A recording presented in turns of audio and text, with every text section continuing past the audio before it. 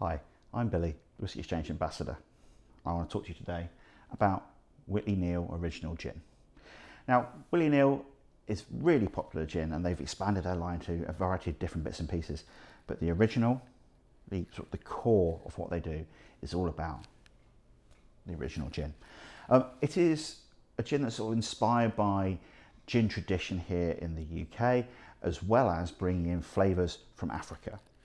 Founder Johnny Neill's wife is from Africa, and so he wanted to bring in some of her heritage into the gin, along with his heritage, with his family being distillers going back generations. So it brings together, the classic core of a more savoury and spicy style of gin, with a couple of bits and pieces from Africa to bring in a sort of uniquely African sort of feel. Combine that with the spiciness, and you really do have something that's a bit of an all-rounder. So,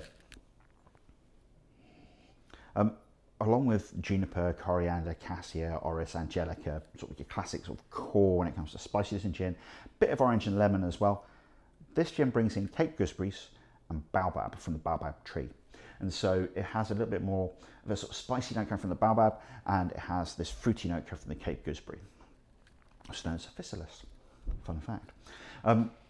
So it has that sort of classic sort of like balanced spice and citrus, bringing extra fruit, and this very, very unique spiciness you get from baobab.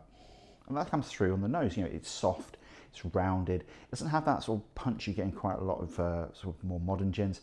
It's a soft, rounded, gently spicy gin. The juniper's there, looking more of the spice side of juniper rather than that resinous side. And the citrus provides a sort of gently spicy side to it, as well as that little bit of zing that you want. On the palate, yes, definitely that comes through.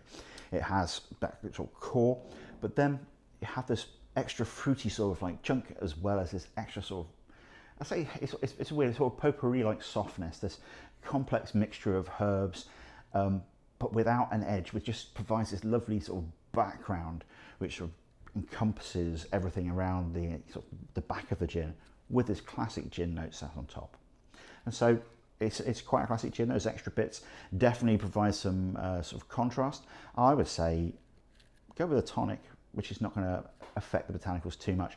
Go for maybe even a low sugar tonic, one which is not going to add too much sweetness to it, to allow those more savoury notes to come through. Or stir it down to something like a martini, or even go for a Negroni.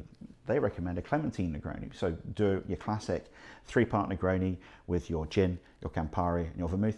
Add a little bit of fruit juice in there as well. Add some orange, which really then sort of complements those fruity notes in the gin and allows it to really shine. But anyway, if you're looking for a gin which has got a softer, rounder character, then Whitley Neill is definitely the gin for you.